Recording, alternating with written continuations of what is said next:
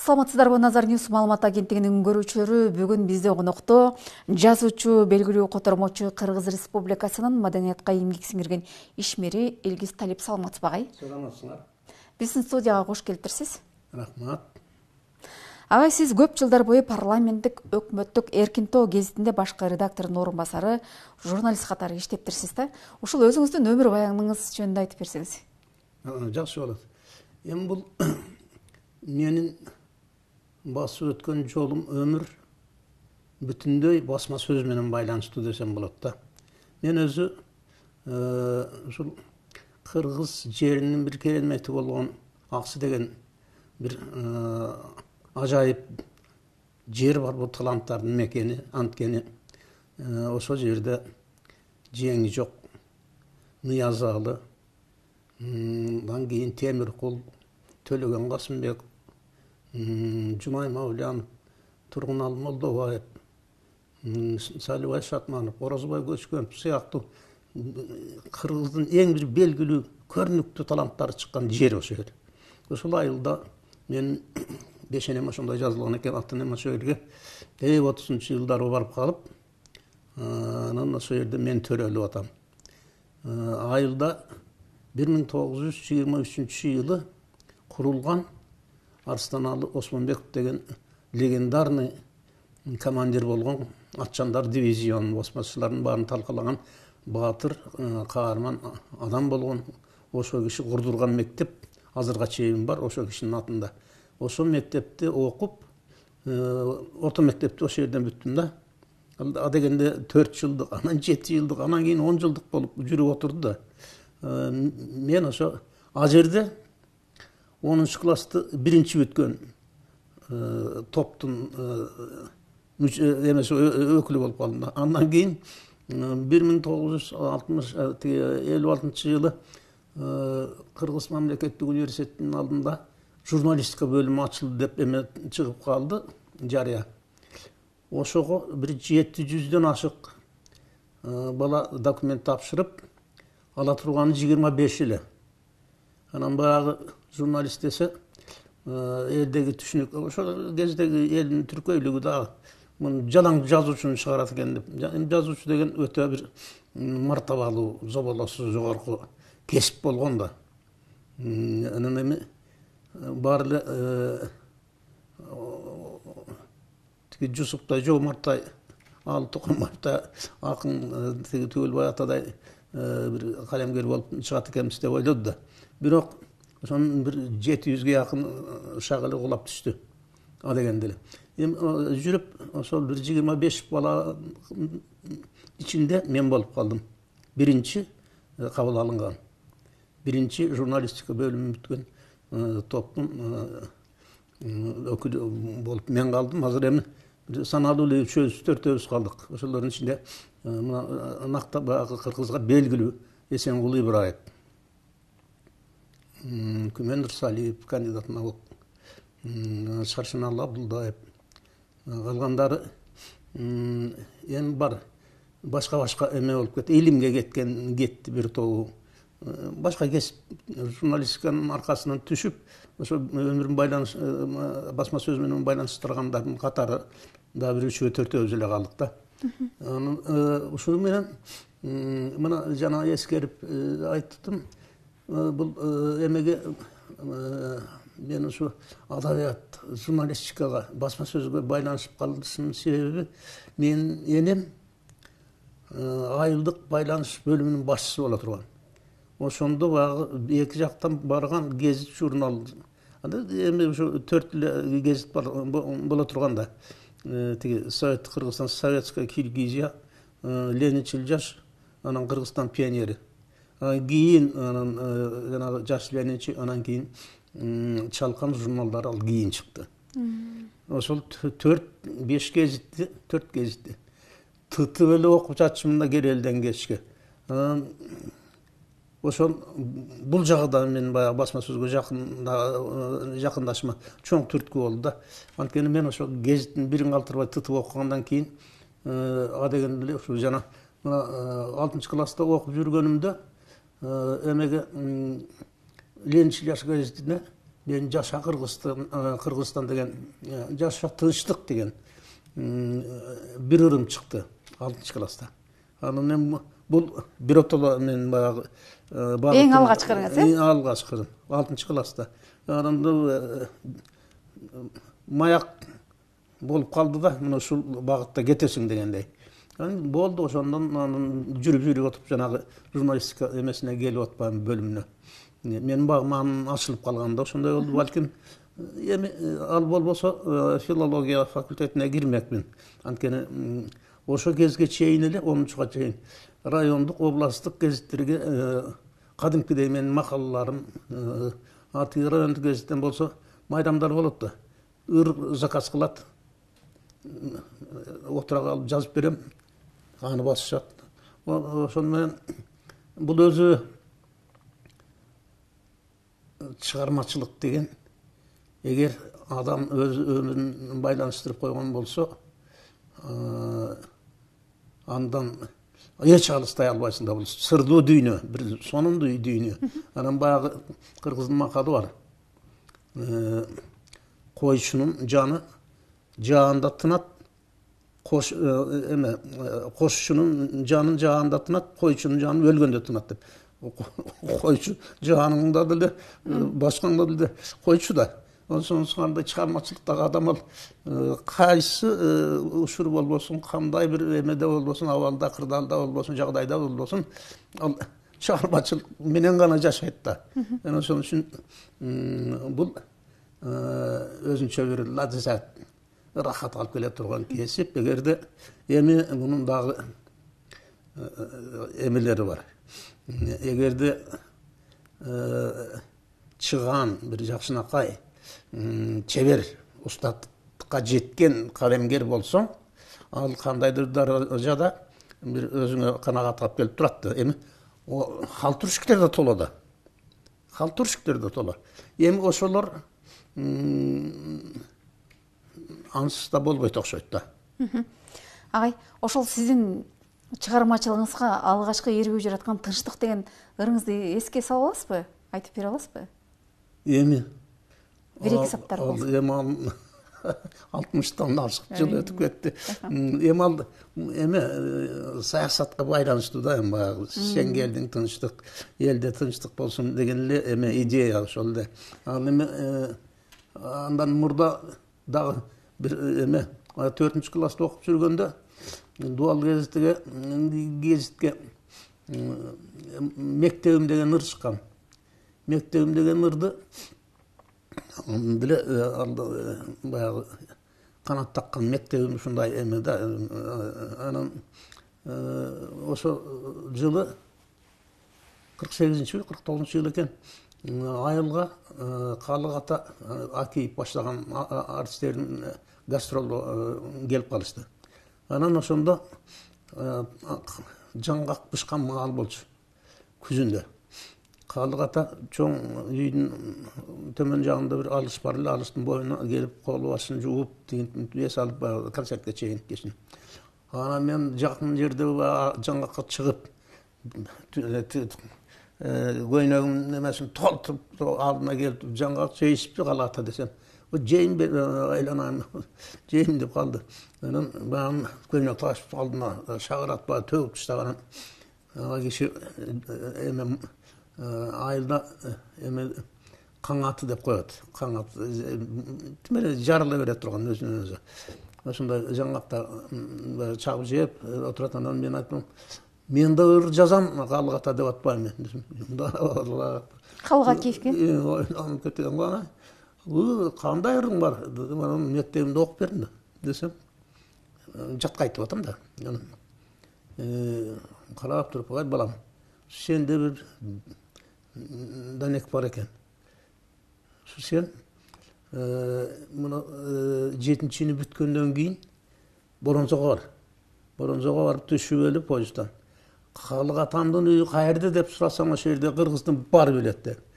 Өзүм жетелеп барып номер 5 деген мектеп бар. Ошого киргизип коем. Накта жакшы билимди ошол жерден гана алсаң болот. Бул айылдагы мектептерде андай мугалимдер жок. Мугалимдердин да мыктысы ошол жерде. Билимди да татыктуусун аласың деп. ошондо мага батасын берип атпайбы. Бирок мен 7-сini бүткүчө ал киши дүйнөдөн кайтып кетти. Ушундай. Бирок бул болгон окуя да, батасын берип. Булардын баары ошо балалык кезде, андан кийин ошо басып өткөн жол айланайын ушундай.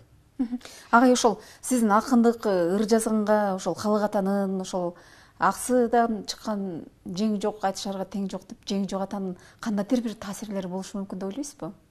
Эми биз мындай, менин айылдаштарым бул Кыргызстандын көп жеринде болдум. Мына Чоңко деген эл бар. Тиги Токтогул жакта Үчтүрөктө. Ошолордун багы куйкум сөзүн, тамашаларын, азил аскияларын эме кылышат да. Бирок биздин айылдаштардын азилине, аскиясына алардыкы чендебейт. Ушундай эми турган жерден таптакыр ойго келбеген сонун нерселерди айтып таштайт да. Образына. Мына бир эле мисал айтайын мен. Жолдош деген атабыз бар. Атам курдаштар да. Согушка барып бир көзүнөн айрылып келди да. Анан ошо кишини кийин жылкычылыкка дайындашып атпайбы? Анан тең тушу бар Бозорбай деген. Эл мындай турган жерде жөкө деп койчу жолдош. Ата атчан келип, анан алтын байлап, анан мындай саламдашып элге аралашып калды. Анан тиги Бозорбай досу айтып атпайбы жолдош? Биринчи жолу көргөнсүң. Жөкө бир көзүңдү эмне таңып алгансың дейт. Анда жөкөң айтып атат. Басыке, мен жылкычы болгонумду уккан жок белең. Бул эки көз эми исмендешип иштеп атпайбы дейт. Исмендешип иштеп. Тенин анын качан келген бар. Бирок атайлап тийишип атат да, анан тигинин жобу кандай болор экен деп атат да. Мына мындай ушундай бир тимеле кылдан, камырдан кыл суургандай бир сонун образный нерселерди айтып атса, буларды угуп керелден кечке угасың ошол эл менен аралашып өткөн. Ушунун баары сөзсүз сага таасир берет да, сенин эси дартың эмеңде калат, дилиңде калат. Мына мен азыр өткөн аркы жылы менин изги изим деген 35 басма табак аркыл жанрдагы эмелерде проза чыкты китеп. Анда дагы ошо менин балалык басып өткөн жол, тиги булардын замандаштарым жөнүндө, курдаштарым жөнүндө ошо биз Салжан Жигитов менен бирге иштеп калдык радиодо. Ал жерде ошо жанагы Ишенбай Мансуров, Шаршеналы Абылдаев, Эсенбек Медербеков, Медетбек Сейталиев, баарыбыз бирге замандаш, бирге калемдеш ушундай болуп иштедик. Бир булардын дагы сөзсүз бири-бирибизге тийгизген таасирибиз болду. Бири-бирибизден шык алдык, идеялаш болдук. Мунун баары сөзсүз чыгармачылыкка өзүнүн эмесин тийгизбей койбойт. Анан эми жанагы суроодон улам. Эми азыр жалаң сатира, юмор, аския, азил, тамаша ушулардын баары өзүнчө бир китеп болду. Негизинен аксылыктардын азилдери. Мына бир китеп болду, жакында чыгат Кудай буйруса. Ошонун баарын мындай деген күлкүнүн күнү батпайт, күчү кайтпайт деген ат менен чыгып атат. Чын-чынында ушундай да. Агай, сиз айылдан эле чыккан инсан экенсиз да. Эмне себептен котормочу болуп калдыңыз? Бул котормочулук кайдан келди? Кайсы тилдерден кыргыз тилине отурасыз? Бир нерсе бар. Мен өзү жалгыз эле кыргыз тилин эмес, казак тилин, өзбек тилин, татар тилин, башкыр тилин, уйгур тилин, ошо тектеш түрк тилдеринин баарын жөн эле оригиналында эме кылам да, окуймун. Анан мунун баарын мага үйрөткөн Салижан болду. Жигитов да. Жигит Салижан Жигитов. Салижан Жигитов. Ал биринчи мындай болду. Ал 3-чү курста, мен 1-чи курстамын. Анан экөөбүздүн эмебиз жанаша баягы жатаканабыз, бөлмөбүз. Ал баягы бөлмөсүнүн мындай балкону бар. Балконго чыгып китеп окуп калат да. А мен бияктагы балкондомун. Анан бир күн чакырып атпайбы, Илгиз бери келчи деп. Анан барсам Муса Жалилдин ырларын которушуп өзүнчө бир китеп кылып чыгарышкан экен кыргыз басмадан. Анан эми Салижан мени бу да полиглот болчу да. Татарчаны мыкты билчү. Өзбекчени да билет. Анан биздин баягы түштүктө баарыбыз аралашпыз да, өзбекчени билишке көрүнгөн экинчи эл адам өзбек болот. Базарга барасың, аяка барасың, баары эле өзбекчө. Анан ошо мунуну карачы дейт, окуп атат. Муну котормочулары Камчы, Жунус, Сулайман Маймулов дагы окшогондор экен. Анан татарчасы мынабул, кыргызчасы мынабул дейт. Анан бу мындай нерсе бар. Кээде жеп жеңил эле көрүнгөнү менен мына мисалы үчүн казак тилинен бир сабырды менен дегенде пен деп коет, мен деп жармысын эле алып коет. Кыргызча которгондо менен болуш керек, бир муун ашып түшөт. Мына мындай тозогу бар да. Анан эмтип анандай маанисин жакшы түшүнбөй туруп анан которгондо ол эмесинен түшүп калат да, өзүнүн кадимки баасынан, эмесин көркөмдүгүн, анда өзүнүн бир оригиналдуулугун жоготуп коет да. Анан кептин баары. Анан ошондо амага окуп берип анан айтып калды, сен бул татар тилин билесиң деп. Анан мен айттым, мен таш көмүргө барганда татарлардын сүйлөгөн, менин апам согушка, атам согушка кетти, ошо бойдон жок, айылда жалгыз үй татар. Анан татарчаны унутту да, кыргыз болуп калды да апам дагы. Анан ошо мен жакшы билем, ана биздин филология факультетинин немесинде, китепканасында Казандан келген газеттер, журналдардын баары түшүп атат. Ал ошол жерден окуп эме кылсаң болбойбу? Өзбекчөсү келет, башкасы келет. Мен ошол жерден эле үйлөнүп атам деди. Анан айткандай эле барсам баары бар экен ошол жерде. Анан эми мындай тектеш тилдерде сөзүн уңгусун эме кылсаң, куусаң эле кайсы сөз экени өзүнөн өзү белгилүү болот да. Мисалы тамаша кылып мен кече бир жерде бирөө айтып атат, кочкор деген бул качкар деген сөздөн чыккан деп. Биздин кочкордун эмесинде этимологиясы. Мен айтып атам, ал жерде а дегенде кыргыздар эмес өзбектер жашаган экен анда дедим. Немеге дейт? Айтып атам, өзбектер кач дегенде коч дейт, кар дегенде кор дейт. Коч, кор өзбекче болот деп атам да.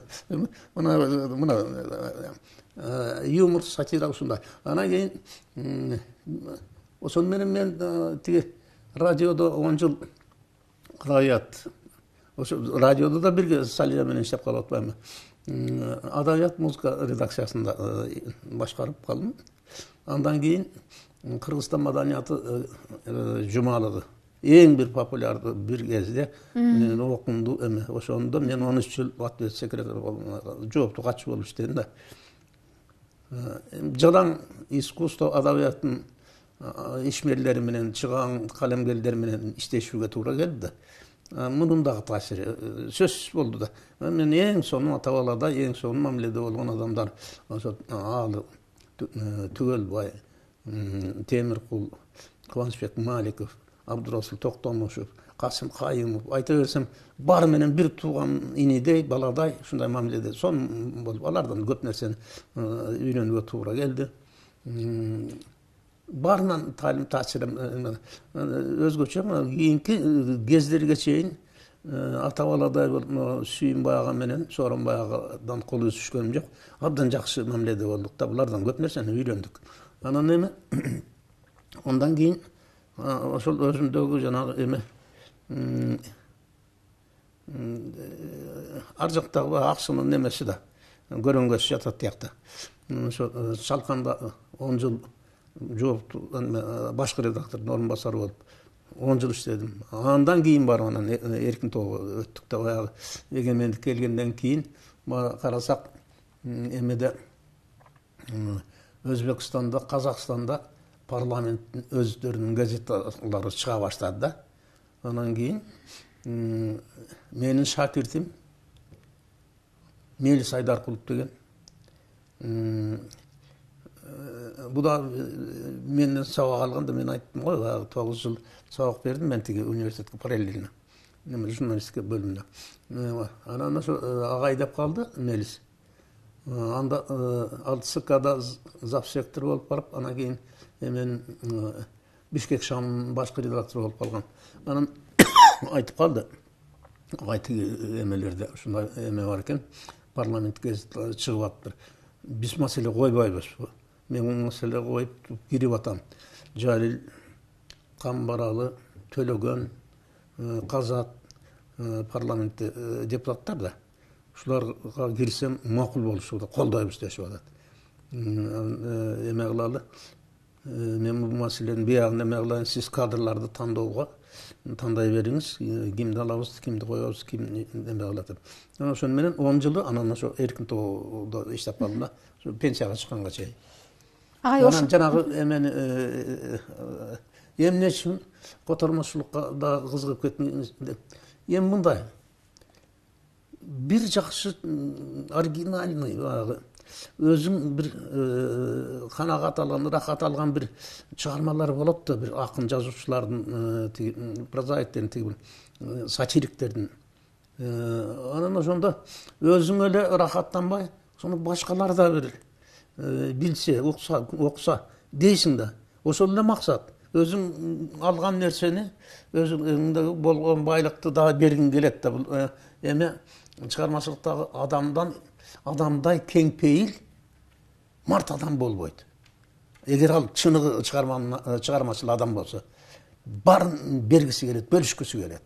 Кептин баары ошондо, ошо сага жаккан нерсени башкалар да бир ушинтип кабыл алса дейсиң. Мен ошондон башталып, анан Бунинден, жанагы эмесинен Бунинден баштап, баарын эле Пушкинден, Лермонтовдон, андан кийин ошол эле Муса Жалилди кайра оригиналында кандай болсо, ошондо деңгээлге жеткирип которууга туура келди. Кайсын Кулиевди, Мустай Каримди, Расул Гамзатовду, баарын которуп, жакшынакай нерселер бар да. Өзүң эле баягы эгоист болгуң келбейт да, ошондон улам котормочулук дагы тартат. Анан эми бул бир эмелер бар, калемгерлер бар да. Бир жанрда иштейт өмүр бою. Допустим, прозаик бар, прозадан башканы жазбайт. Драматург бар, драмасынан башканы жазбайт. Лирик, поэт, акындар бар, ырлардан башканы жазбайт. Котормочу бар, котормодан башкага тийбейт. А менде ошо балдар үчүн жазганды жакшы көрөм. Сонун нерселерим бар. Анан сатира, юмор. Сөзсүз сатира, юмор жүрүш керек. Ыр түрүндө да, проза түрүндө да. Ошо эми ушунун баары бул илхам келгенде жеп тигил жанрды жазып кетесиң, же мунусуна. Бирок мындай алдында мисалы үчүн баштап койгон нерселер бар да. Мунуга келип, кичинекей такалып, андан ары кандай болот, тиги болуп атканды бияктагы нерсенин бир бүтпөй аткан нерсеге бир жакшынакай чечилиши кылт этип көңүлгө түшө калат, отуруп алып муну эме кыласың. Ошон тыным жок да, тыным болбойт. болгон эмес. Бул чыгармачылык деген ушул. Агай, сиз буга чейин Чалкан журналы тууралуу айтып калдыңыз. Ооба. Ошол учурда ошол Чалкан журналы ошол учурдагы атка минерлердин жүрөгүн үшүн алган дешет да. Кантип, кандайча? Анткени сиз 10 жыл башкы редактор болуп иштептирсиз. Кантип ошол учурдагы жүрөктөрдүн үшүн алгансыз атка минерлердин? Эми мындай. Аябай кызык да ушул. Бул өтө жооптуу.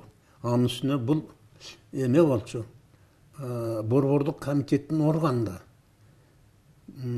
Борбордук комитеттин атынан чыгат бул журнал.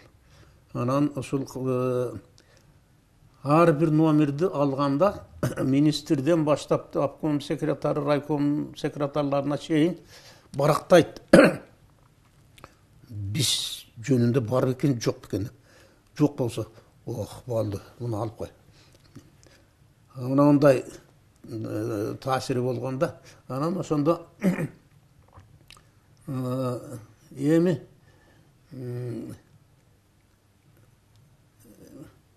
ошончолук күчкө ээ болуп тургандан кийин ошол жерде кристально таза, өзүң дагы ошондой болушуң керек да,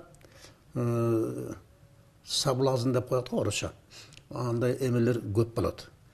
Бирөөнүн үстүнөн бирдеме түшкөнүн билип калса, ортомчусу келет же өзү келет, айланып кетейин ушуну эптеп септеп мындай неме кылып, жарык көргөзбөй туруп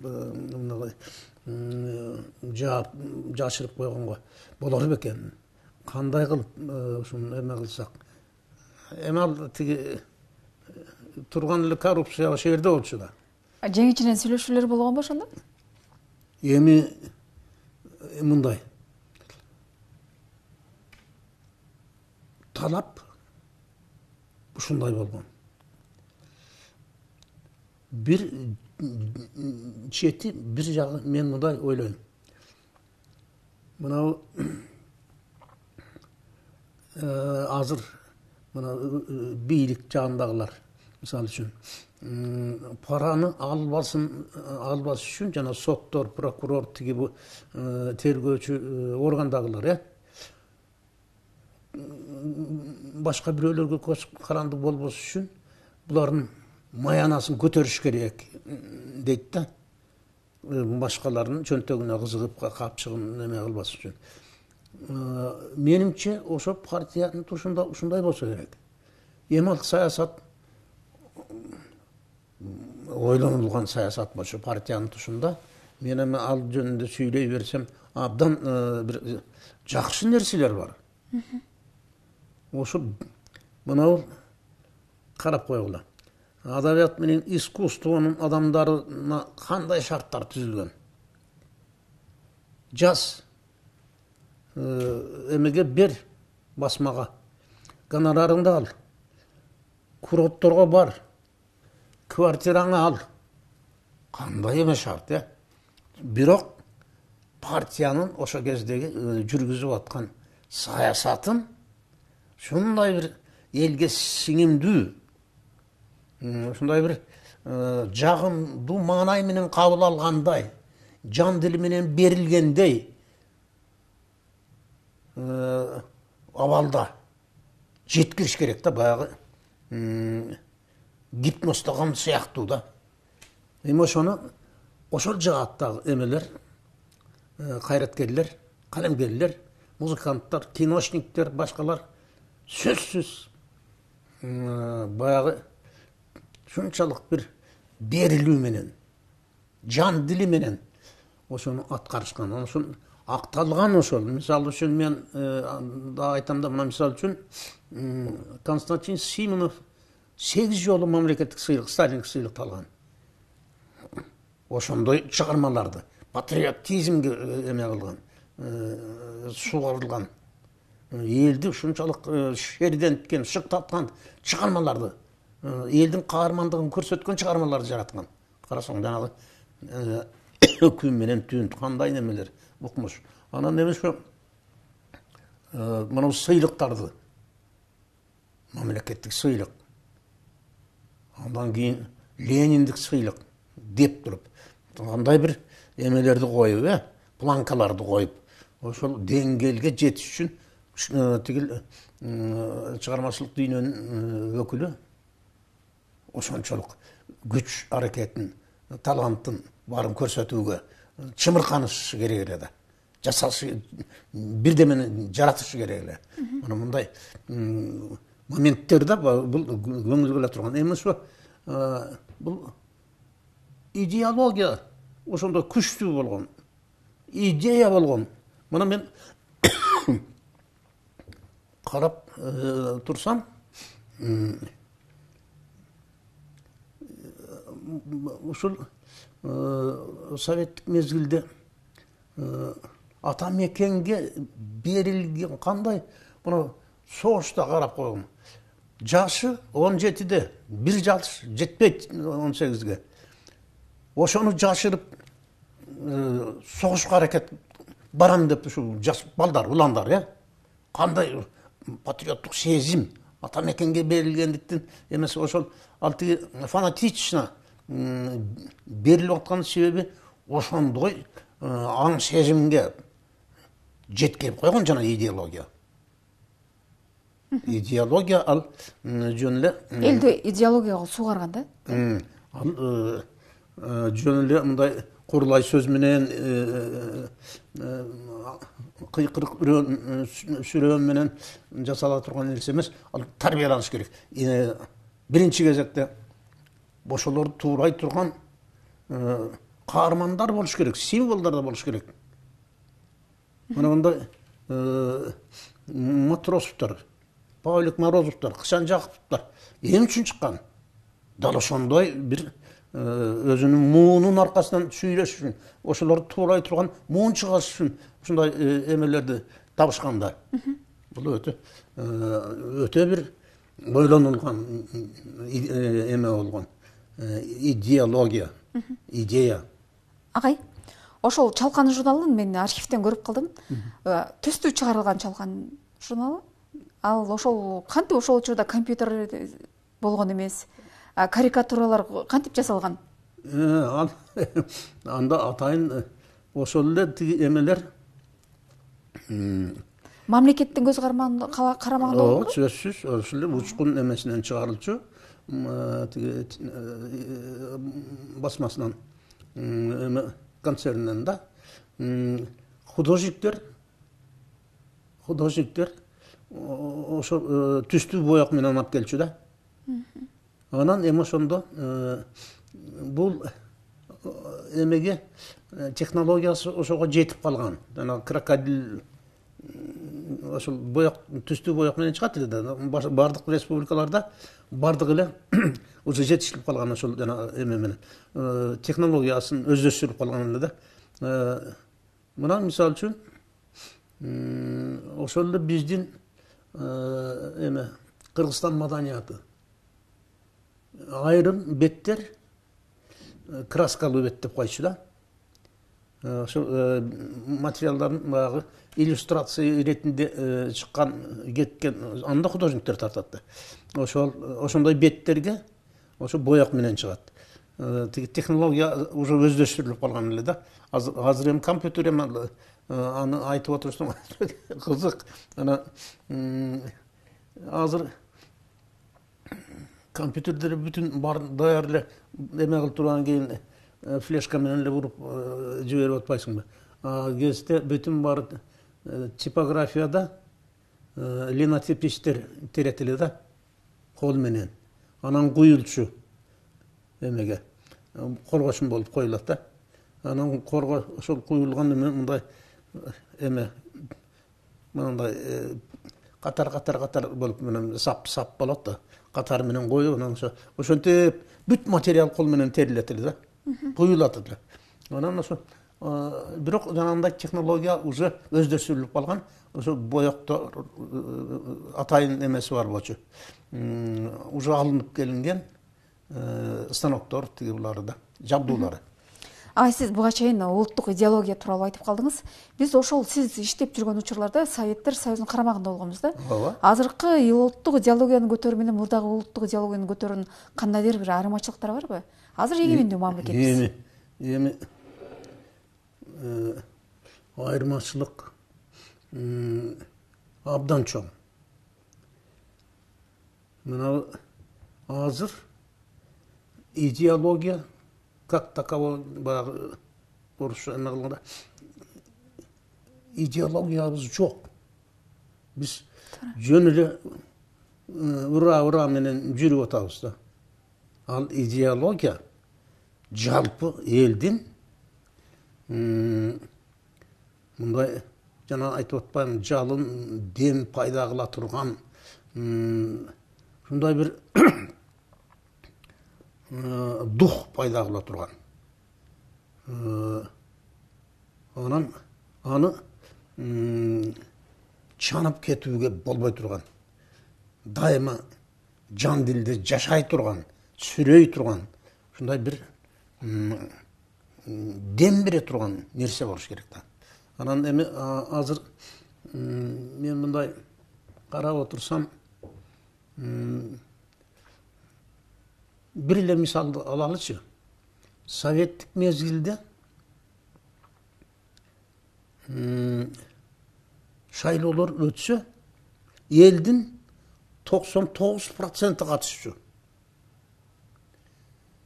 Аларга бир тыйын эч качан бир кандидат эме кылып, чөнтөгүнөн бирдеме төлөп, же сыйлап, эмесин тартып, мындай эме кылчу эмес. Бүтүн бары, мисалы үчүн, депутатка көрсөтүлгөндөрдүн эмесин карасаң, мугалими бар, врачы бар, китепканачысы бар, сагынчысы бар, чабаны бар, парт кызматкер, комсомолу бар, аялдары бар, эркектери бар. Барына көңүл бөлүнгөн, Барына көңүл бөлүнгөн. Анан ошондо 99 болуп атпады. Азыр эми жанагын тип табагын тартып, тамагына тыгып атса да, чөнтөгүнө бурдап бул эмеге айланып калды эл. Кайрычыга окшоп калды да. Канча берет экен дейт. Адатка айландырды. Канча берет экен кимиси, канча. Анан эми бул элдин баарын чү дегенде эле акайып бузуп таштабады. Берсе ала бергиле да, анан кийин өзүңөр билгендей кылып шайлай бербесиң. Ушундайды мына идеология. Муну шу жерден бузулган. Анан эми карап кой. Ушу депутаттарга шайлоого келген элдин шайлоочулардын ашып кетсе 30% келип атат.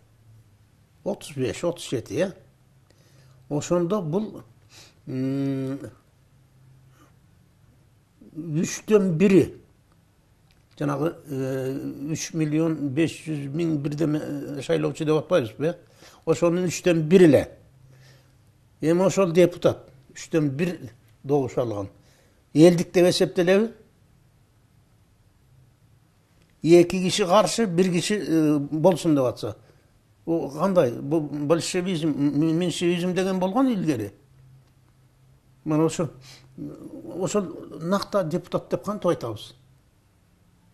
Же болбосо ажо тиги буларды чоң эме кылып шайлап алганда 30%, 32 болду, 33 болду дейт.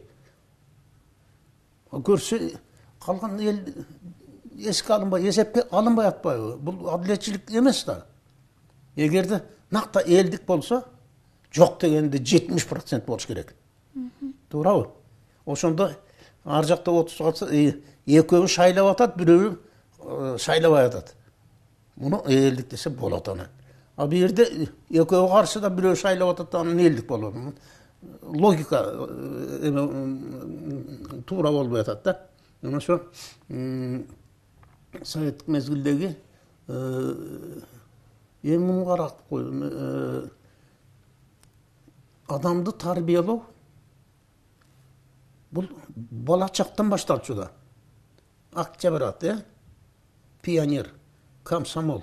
Анан кийин жүрүп отуруп, сен бышкан кезде, сен татыктуу болуп калган кезде барып анын партиянын катарына алынчысың. Муну кандай сындардан өтүш керек эле мында? Лидер деген чыкчу ошондо. Ошолор татыктуу болгондон кийин кызматтан кызматка акырындап азыркыдай баланчанын миллиону бар экен, муну министр кылабыз. Баланчанын тигинчиси бар экен, муну бияка коебуз. Мындай болгон эмес да. Ал эч качан тиги эми карап кой ошондо советтик мезгилдеги жетекчилерден өзүнө бир килейген кан сарайларды курганы болгон эмес эч качан. Жеке машина мингени болгон эмес. Кызматы болсо эмеге кече бир каарманды эме кылышып атат.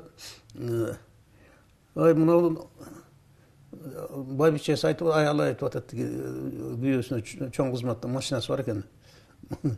Муну мектебине чейин жеткирип кой деп баласын демекчи. Баланы салууга болбойт. Менден башка киши отурса болбойт. Партия туура көрбөйт деп атат.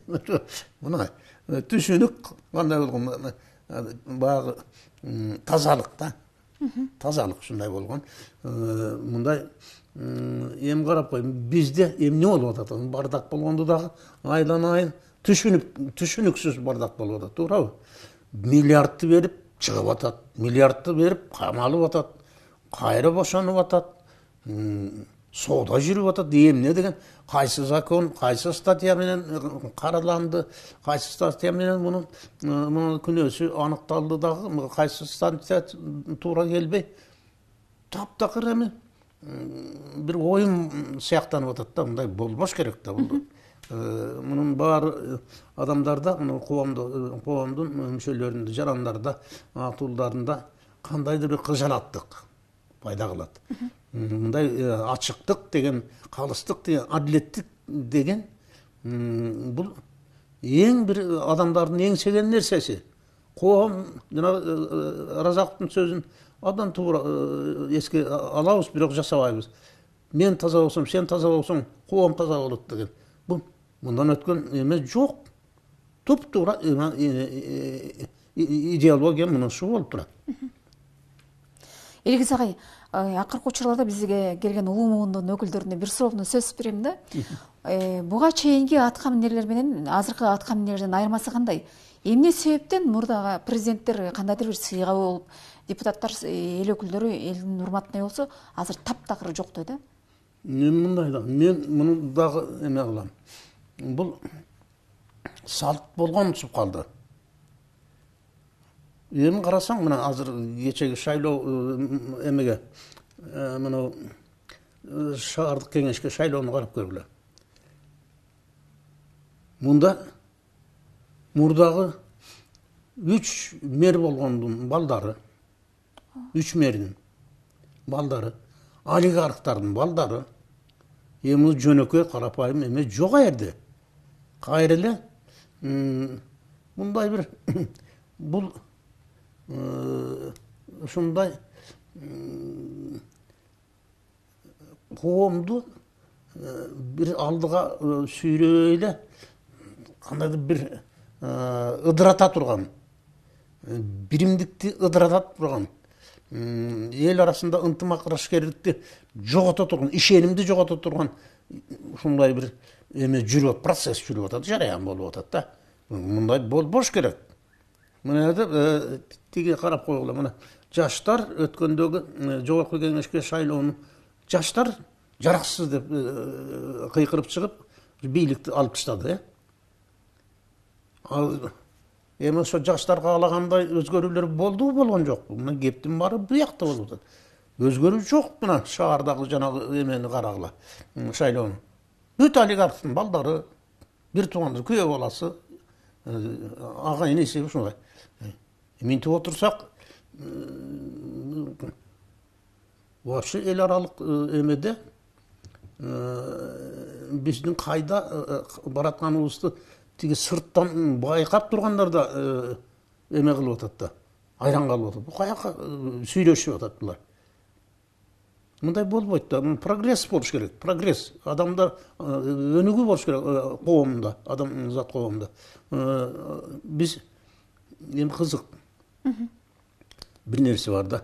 Мына жана ошол олигархтар балдарын баарын четтен окутушуп ата.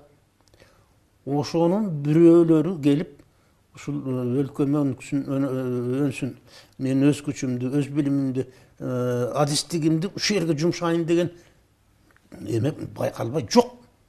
Балдар колдон келсе деп ошол жакта калышып атат. Карасаңыз, Италияда мынча миң кыргыз, Америкада мынча миң кыргыз, Германияда тиги буякта мынча миң кыргыз. Мынтип отургандан кийин бул кыргыз деген жүрүп отур. Мисалы үчүн ушул биздин Россияда мына Камчаткадан баштап тиги Владивосток тиги эмелерде кыргыздардын мына Канты-манты тиги мунун барында кыргыздар жүрөт. Ошо жерде кыргыздар балдарын ошо жердин мектептеринде окутушуп атат, туурабы? Уже кыргыз жок, кыргыздык дух жоголот ошол. Манастын эмеси жоголот ошол. Манасты эми үчүн тиги ата бабадан баштап балдарды отургузуп коюп, манасчылар келгенде булаңа куюп кал деп. Мушу анын касиеттери болгон да өзүнүн.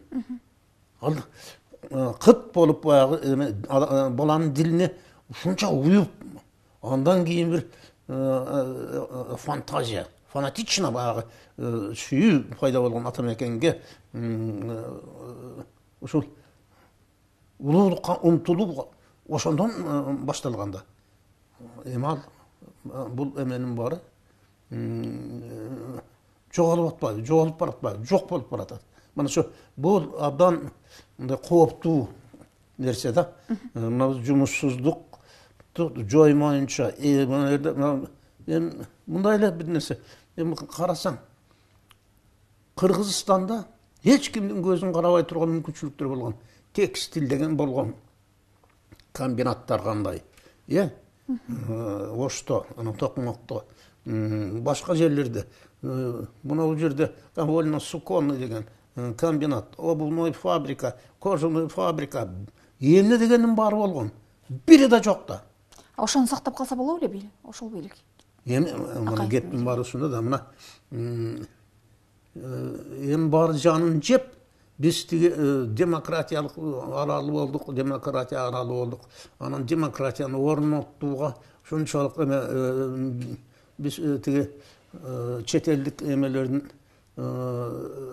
уюмдардын биздин кеңешчилердин эмеси менен көрөгөч көсөм кеңешчилердин эмеси боюнча рекомендациясы болчу. Ошолорду баарын жоготконбуз, приватизация кылганбыз, огулганбыз, бугулганбыз. Белоруссия эч нерсесин баратпай эле ошо ойдон эле сактап калган колхоз, совхоз, завод, фабрика бүтүн бар. Тиги БелАЗ эмелердин машиналарын азыркыга чейин чыгарып атат.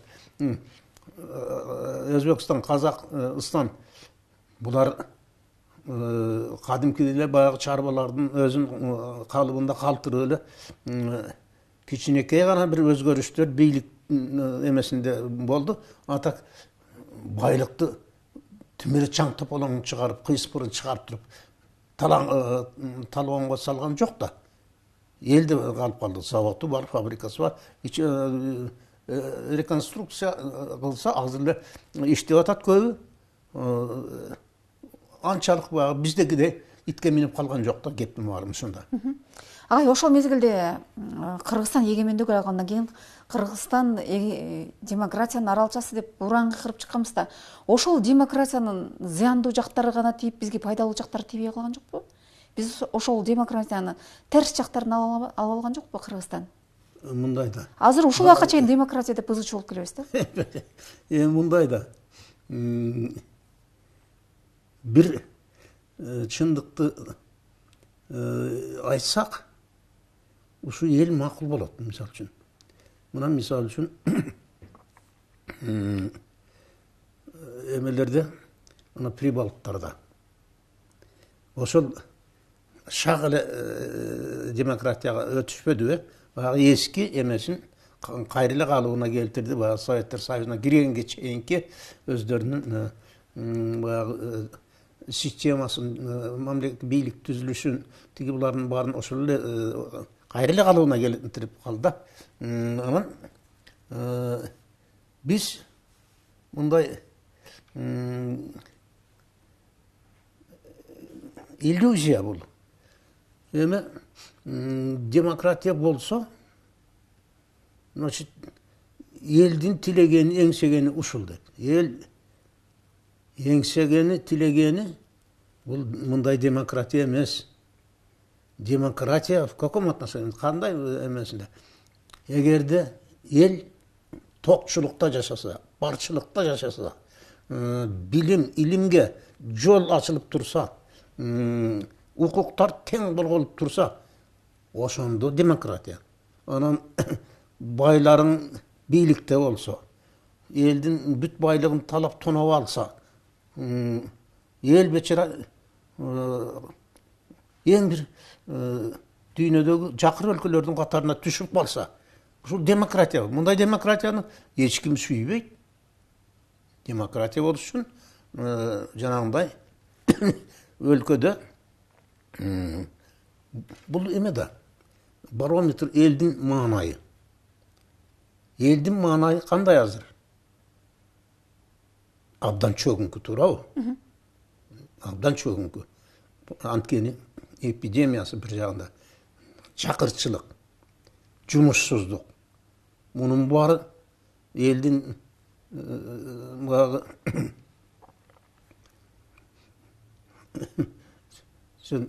жалаңаштап дөөгө чыгарып койгондой иш болуп атат да.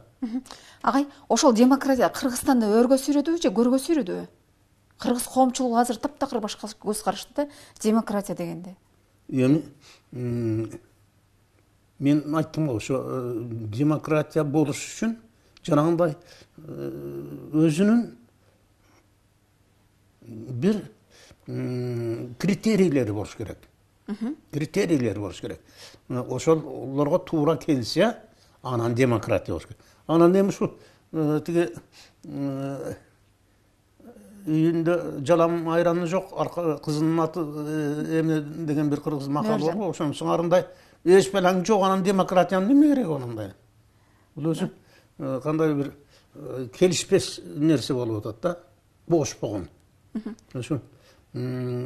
Ошон үчүн жок дегенде элдин маанайын бир оңош керек да. Элдин маанайы оңолмоюнча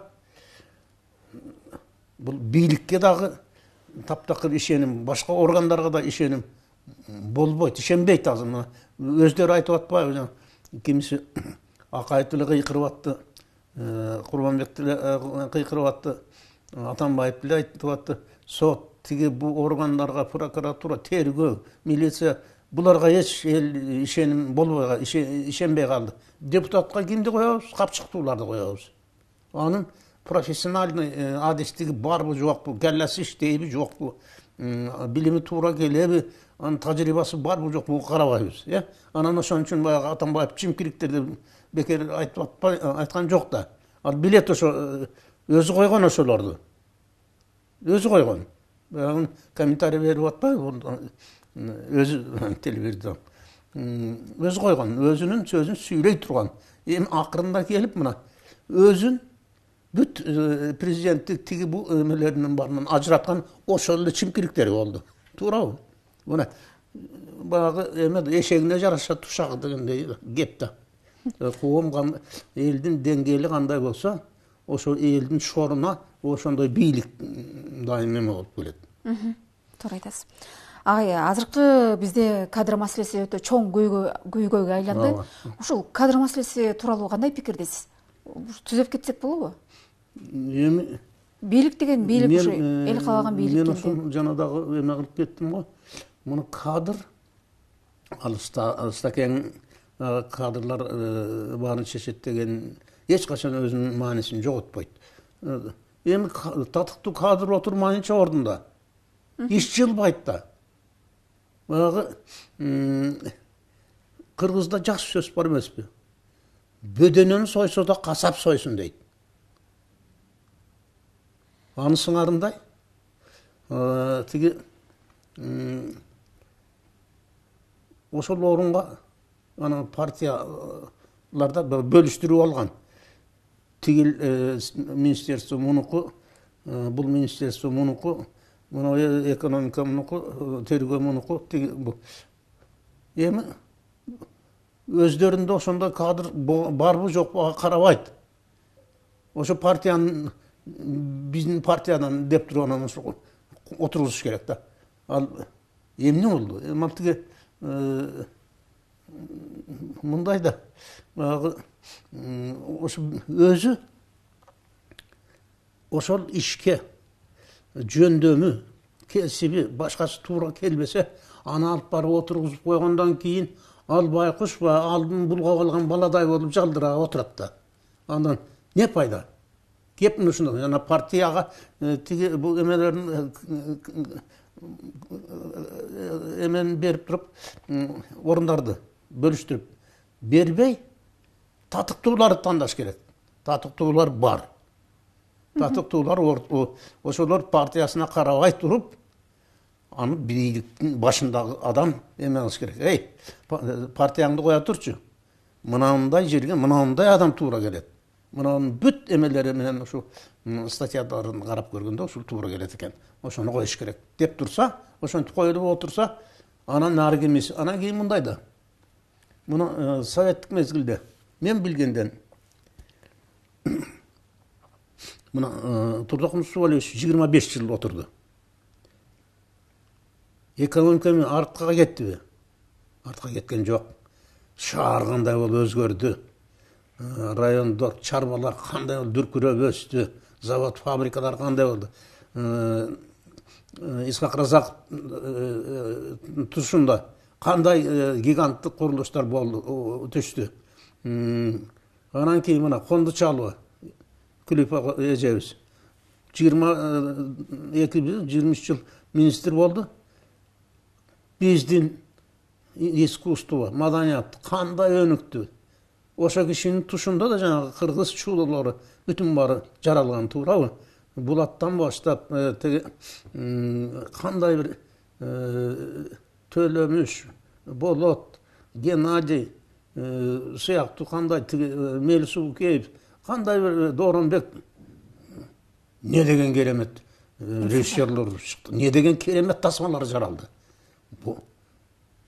Ошол эменин тиги майдандын башында кандай адам отурду? Ошо кишинин көрөгөчтүгү, көсөндүгү мынакей. Мына айыл чарбасы кандай өстү? Өмүралиев деген министр 15 жыл, 16 жыл отурду. Ушундай эмелер мына Сүйүнбаев Ош областын башкарды. Кандай бир жетишкендиктерге ээ болдук. Мындай адамдар 2 күндүн биринде мына 30 жылда 30 премьер-министр алмашты. Дема шу анан ал тиги өзүнүн кабинетин жакшылап үйрөнүп эле кайеринде эмне документи бар экен. Onun işe oldu. Отставкага кетсин. Минтип отуруп, вообще iş болбойт да. Ишендиңби, бердиңби бийликти? Талапты кыл, отчетун ук. Ошол өзү башкарган майданда жанагы кадр маселеси, ошо министерство пример кимди министр кылат? Кайсы министрликти кайсы кадр тартып кете алат? Ошо чечиш керек. Ошо жабуулар бирдей жооп бериши керек. Определенный бир эме бериш жок дегенде 5 жыл иштесин да. 1 жылда бирден өкмөт эме отставкага кетип атса, анан ошо иш оңочу эле жүрөбү жерде. Агай, Кыргызстанда эл саясат менен алек болуп калды да. Кыргыз Республикасынын маданиятына эмгек сиңирген ишмер катары айтсаңыз, акыркы ушул 30 жылда ушул маданиятка болгон көз караш кандай болду? Артка кеттиби же алдыга? Бул майдан бар экенин унутуп да калышты. Мына эми мына кече 20 жыл мурда коюлган жана Канметовдун bir spektakl dramaсын opera ballet teatrында эми коебуз 17-синде көрсөтөбүз деп атат. Көрсө кийимдер тытылып бүткөн, декорация жарабайт, музыкалык аспаптар таптакыр иштен чыккан, өздөрүнүн айлыгы да эми ушуда айлыкпы. Артисттер 6.000-8.000 эле айлык алат экен. Эми ошону карасаң 6.000-ин өзү батир жашаган батирдин акысына төлөйт экен да 2.000-ге бала чакасынын өзүнүн оокаты. Эмне деген оокат эми? Бул чыгармачылыктагы адам кичинекей бир көңүлү ток болуп, эргүү алып турбаса, илхам келбейт да. Мындай тыдым мекен болуш керек. Мына кабатыр болуп, боламды кантем, үй бүлөмдү кантем, квартираны кантем. Мындай болбойт. Менин таң каларлык эме да. Мына жанагы шаардык соттун судьясы жанагы Замира Жээнбекова дейт. Шаарда 74 квартирасы бар экен. 74 квартира. Мына тиги участкаларын башка жанагы целый бир 15 ушул тегеректе 15 этаж бир үй тиги эми 50.000 сом акылат бар экен. Мындай эсептей келгенде 50.000 сом менен тиги канча жылда бир барып бир батир сатып алсаң болот экен да. 5-6 жылда барып. Мунуку 74 квартира, 15 этаж үй, участкалар эмеде золотой деп эме деп коет экен. Поезд дейт. Ошол жакта эмне менен бул жашап атат ошол адамдар. Бул өлкөдөн кичине бир мыйзамдуулук өкүм сүрсүн, адам укугу сакталсын, тиги бу дебейт дем ал. Аны караса, жанагы экономический преступление деп коет, ошондой иштерден каралып калганда миллиондорду талап кылат экен. Ошол алынган миллиондор мындай эмелерге.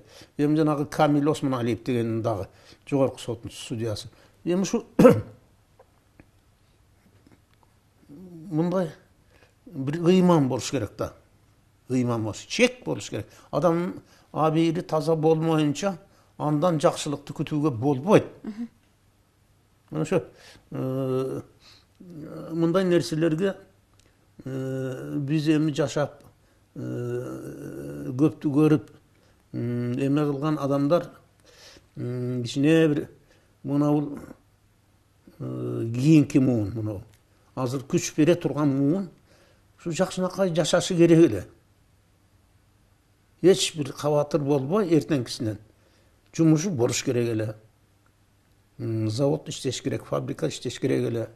Мындай элди тентитип койгон бул өтө бир кечиримсиз нерсе да. Мына идея, бул идея эмнеде? Кулама куланы таптап куш кылдым, курама жыйып журт кылдым. Тейлиген таптап куш кылдым да, тентиген элди журт кылдым дейт.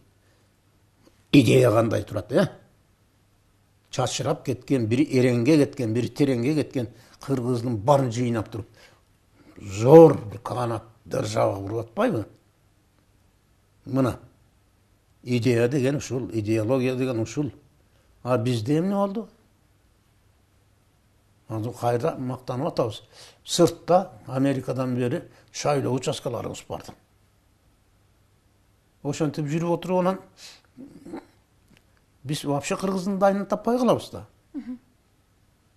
Мен айтпадым, бу тиги ошол жакта окуп аткан, жашап аткандар ушул турмушка келип туруп бир бечаралык турмушка макул болбойт да.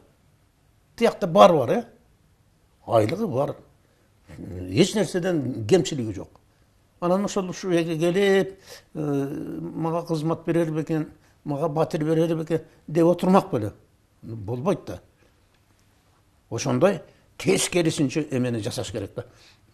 Алар мына эмеде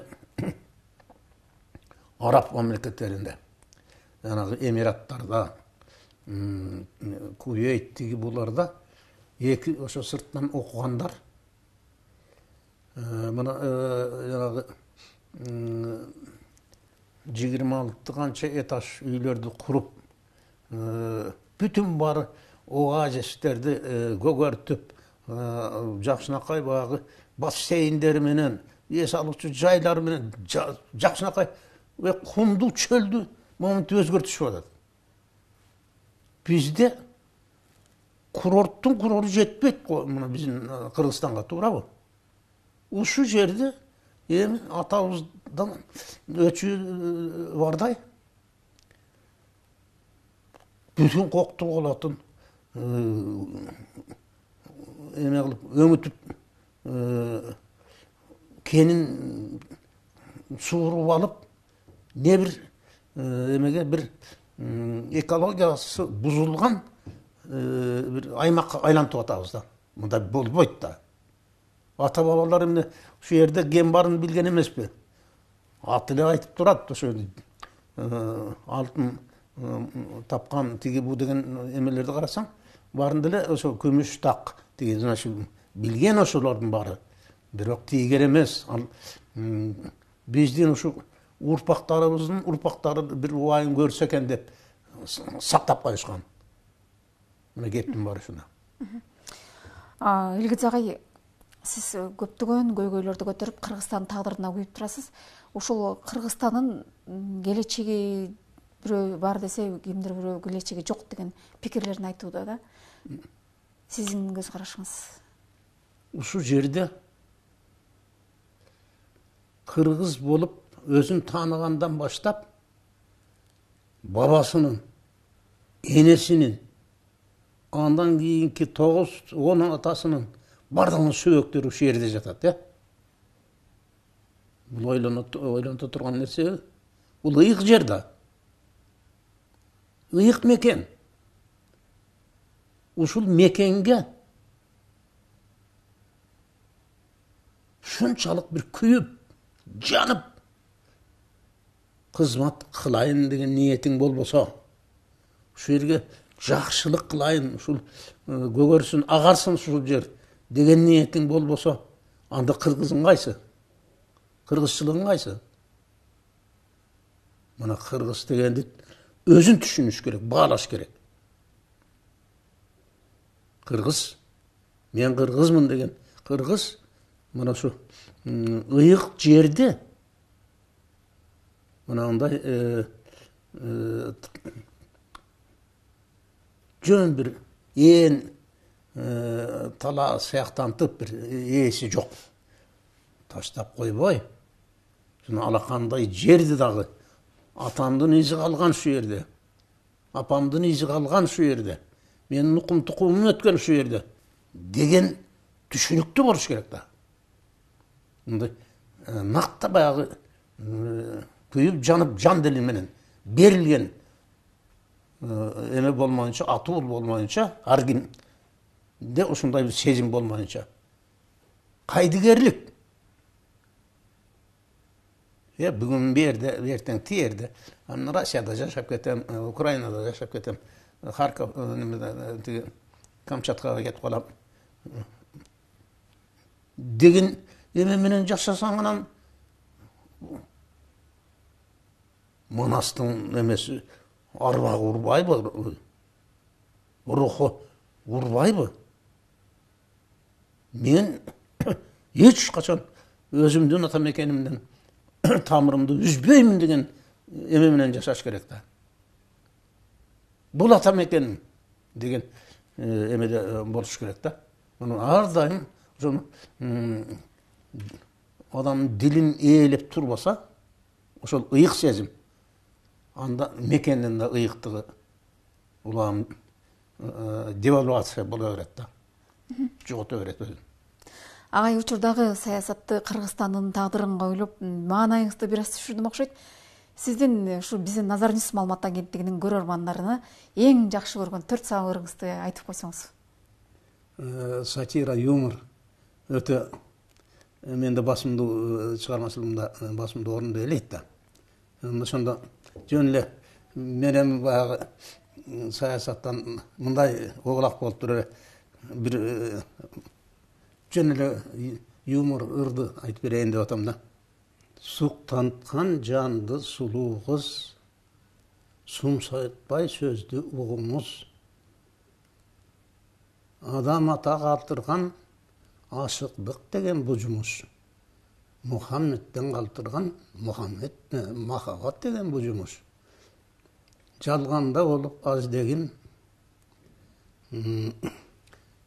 жашарсын менин наз демин. Жалынып турат жантайшал, ак бөөр болуп жас жериң дейт. Жакшы экен. Жакшы экен. Мындай тамашалуу ырлар көп. Биздин көрсөтүүнүн салтына ылайык эркин микрофон. Мен сизден бир нерсени суранайын дегем, ушул кыргыз элине батаңызды берип, кыргыз элине кандайдыр бир жакшы пикирлериңизди айтып койсоңуз. Эми мен өзүмдү бүт жан дүйнөмдү, турпатымды кыргыз кылып тарбиялаган кыргыз тузуна мен өтө таазим кылам. Кыргыз суусуна, кыргыз сулуусуна таазим кылам. Мен өмүрүмдө дайым ушу Кыргызстаным бир гүлдөп өнүккөн бардар бай мамлекет болуп. Жалаң мына биз сыймыктанган бир салттарыбыз бар эле. Мисалы үчүн жана мен сөз кыла кеттим. Кыргыз керемети деген. Чыңгыз агабыздан баштап кандай бир генийлер өттү, шедеврлерди жаратып, ошол көч уланса деп тилеймин. Ошондой таланттар биринин артынан бири келсе деп тилеймин. Анан элде эң негизгиси ыйман болсун. Элде ыйман болсо, андан кийин ыйманга шерик ырашкерлик болуш керек. Ынтымак болуш керек. Мына ошол улуу Манастын жеринде кут уюп дайым бир өнүгүү биздин дөөлөттүү мамлекетибиздин даңкы алыска кетип, элибиз токчулукта, тынччылыкта жашаса дейм. Айтканыңыз келсин. Батаңыз кабыл болсун. Амин. Амин. Биздин студияга кош келиптирсиз. Кош убак болула. Ошо айткан тилектериңиз орундалсын. Рахмат. Урматтуу Назар Ньюс маалымат агенттигинин көрөрмандары, бүгүн бизде конокто жазуучу, котормочу, Кыргыз Республикасынын маданиятка эмгек сиңирген ишмери Элгиз Талип болду. Кайрадан эфирден көрүшкөнчө саламатта калыңыздар.